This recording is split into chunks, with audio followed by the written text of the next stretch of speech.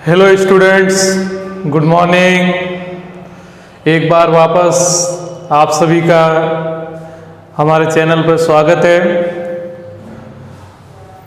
आज हम अपना चैप्टर नंबर 2 का स्टैंडर्ड 10th का आगे के सवालों को कवर करने वाले हैं।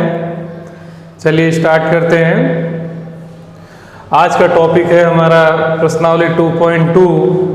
उसके दूसरे सवाल से हम लोग स्टार्ट करेंगे, क्योंकि इसके पहले के सवालों को हमने अपने पहले वीडियो में कवर कर लिया था। आज हम उसके दूसरे सवाल जो हैं उनको देखने वाले हैं। चलिए देखते हैं।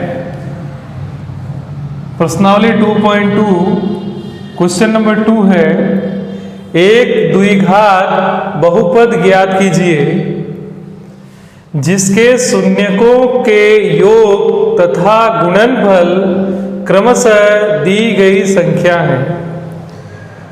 हम लोगों ने इसके पहले के वीडियो में, इसके पहले के लेक्चर में ये देखा कि शून्यों का योग और शून्यकों का गुणनफल क्या होता है।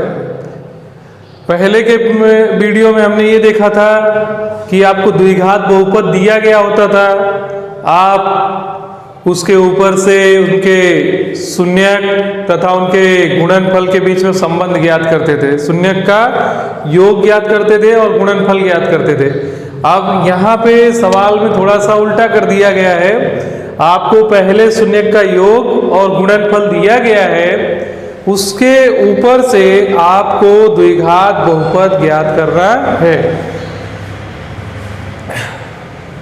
हम लोगों को मालूम ही है द्विघात बहुपद का जो फॉर्मूला है, शून्यक का योग का फॉर्मूला याद है। शून्यकों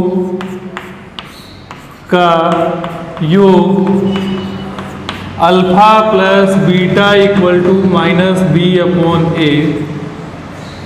शून्यकों का गुणनफल का गुणनफल अल्फा इंटू बीटा बराबर सी अपॉन ए, ये फॉर्मूला होता है। हमको भी यहाँ पे ऐसा ही कुछ दिया गया है। शून्यक के योग, शून्यक का योग 1/4 दिया गया है, गुणनफल -1 दिया गया है। इन दोनों का उपयोग करके हमको एक नया द्विघात बहुपद ज्ञात करना है। तो चलिए स्टार्ट करते हैं हम लोग। शून्यक का योग, शून्यकों का योगफल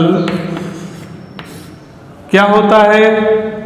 अल्फा प्लस बीटा बराबर -b/a। ओके, इसलिए हम यहां लिखेंगे alpha plus beta, alpha plus beta की जो वैल्यू दी गई है वह आपको दिया गया है 1/4। Okay, 1/4 equal to -b/a। आप इसके बराबर कोई भी कांस्टेंट के मान लीजिए, कोई भी अचल पद। अब हम इसका पक्षांतर कर देते हैं। a को a/4 लिख सकते हैं और -b/1 बराबर a माना है। अब इसका a/4 को k के साथ जब बराबर में रखते हैं तो a की जो वैल्यू आती है वो होती है हमारी 4k, और b की जो वैल्यू आएगी 1 का गुणा k से होगा तो k हो जाएगा, और माइनस है तो इसलिए -k हो जाएगा। a b की वैल्यू आ गई। अब हमें क्या करना है? शून्यक का गुणनफल की, योगफल की तो चर्चा कर दिया, यहां लिखेंगे शून्यक का गुणनफल। शून्यकों का गुणनफल क्या होता है बेटा? अल्फा इंटू बीटा बटे में सी, अल्फा इंटू बीटा बराबर c/a। इसलिए अल्फा इंटू बीटा गुणनफल, यहाँ पे मान लीजिए, यहाँ पे लिख देना आप अल्फा प्लस बीटा बराबर 1/4, अल्फा इंटू बीटा बराबर -1। ठीक है, तो अल्फा इंटू बीटा की जो वैल्यू दी गई है -1 दिया गया है इक्वल टू सी अपॉन ए। हमारे पास ए की वैल्यू हमने निकाला है, बी की निकाला है, सी की निकालना है, इसलिए सी इक्वल टू माइनस ए हो जाएगा, ए के साथ इसका गुणा होगा, इसलिए सी इक्वल टू ए की वैल्यू क्या है 4k है, आगे माइनस है इसलिए -4k। अब हमको द्विघात बहुपद ज्ञात करना है, तो द्विघात बहुपद का व्यापक स्वरूप क्या होता है, तो हम लोग जानते हैं द्विघात बहुपद का व्यापक स्वरूप होता है x² plus bx plus c। ये द्विघात बहुपद का व्यापक स्वरूप है। अब हम ये सब वैल्यू इसमें रखेंगे।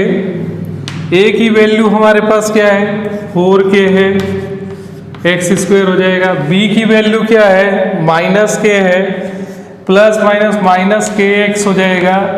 और बेटा c की वैल्यू क्या है -4k है, तो -4k है तो प्लस माइनस हो जाएगा आपका -4k। अब सभी चीजों में देखिए पूरे समीकरण में क्या है k कॉमन है, इसलिए 4x² -x -4 ये हो गया आपका द्विघात बहुपद। ठीक है, पहले क्या किया करते थे हम लोगों को ये चीज ये बहुपद दिया गया होता, ये द्विघात बहुपद का व्यापक स्वरूप दिया गया होता था, उसके ऊपर से हम अल्फा और बीटा का योग और उसके गुणनफल को निकालते थे। यहाँ पे हमको योग और गुणनफल दिया था, उसके ऊपर से हमने ये निकाला। चलिए एक सवाल और भी हम लोग इसको ले लेते हैं। यहाँ पे एक सवाल और लेकर के सॉल्व करते हैं ताकि आपको अच्छी तरह से इसका ख्याल आ जाएगा। ठीक है, यहाँ पे मैं इस सब को मिटा देता हूँ, वापस से दूसरा एक सवाल लेकर के हम इसको सॉल्व करेंगे।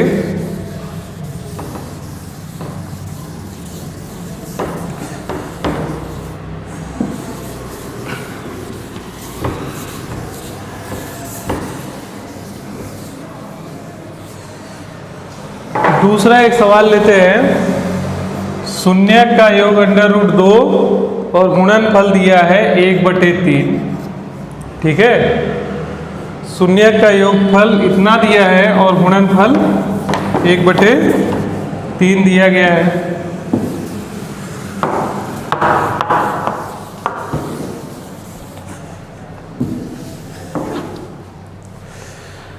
चलो देखते हैं हम लोग।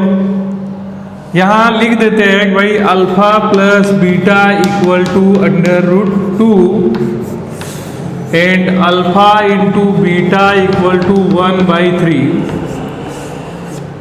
ठीक, अब यहाँ लिखेंगे शून्यकों का योगफल, शून्यकों का योगफल alpha plus beta equal to -b/a। इसलिए अल्फा प्लस बीटा की जो वैल्यू है वो √2 है इक्वल टू -b/a। अब इसके बटे में कुछ नहीं है तो एक समझ लीजिए आप, इसलिए a का जो वैल्यू है 1/a/1 -b/√2 बराबर k माना। अब देखिए इसकी वैल्यू इसके साथ जब तुलना करेंगे, इक्वल रखेंगे, तो a की वैल्यू k हो जाएगी, b की वैल्यू -√2 हो जाएगी। आगे देखिए यहाँ मैंने लिख ही रखा है शून्यकों का गुणनफल अल्फा इंटू बीटा बराबर c/a। इसलिए अल्फा इंटू बीटा की वैल्यू 1/3 c/a। हमारे पास देखा हम लोगों ने a की वैल्यू आ गई है, b की आ गई है, c की निकालना है, इसलिए हम यहाँ लिखेंगे c इक्वल टू a/3।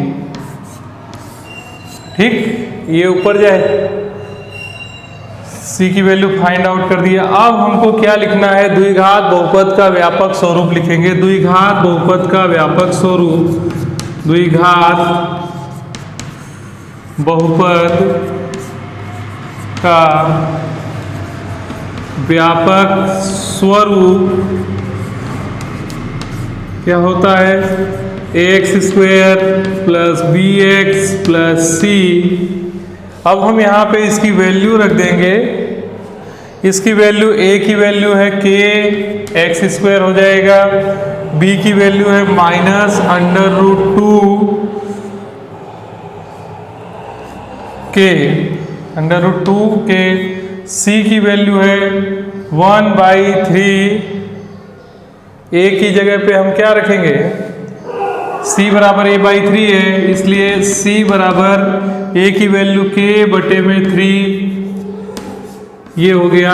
यहाँ पे लिख देंगे k/3। अब सिंपल सी बात है, आप 3 का यहाँ पे क्या ले लीजिए, लसअप ले लीजिए, या तो कॉमन ले लेते हैं। 1/3 3 k, सब में k कॉमन है, k/3 हम लोगों ने कॉमन ले लिया, तो ये क्या हो जाएगा, 3x² हो जाएगा, 3√2 k हो जाएगा, k बाहर आ गया, प्लस 1 हो जाएगा। k/3 मैंने कॉमन ले लिया सब में से, तो यहाँ पे 3 से गुणा हुआ, यहाँ पे 3 से गुणा हुआ, यहाँ से बाहर हो गया, ये आपका हो गया द्विघात बहुपद। ठीक है, आज के पीरियड में हम लोगों ने द्विघात बहुपद किस प्रकार से ज्ञात किया जाता है, शून्यों के योगफल और गुणनफल यदि दिए गए हैं तो उनसे हम द्विघात बहुपद किस प्रकार से ज्ञात कर सकते हैं, वो फॉर्मूले के अनुसार हमने इस लेक्चर में सवाल को देखा है। तो आज के वीडियो में हम इतना ही कवर करने वाले थे।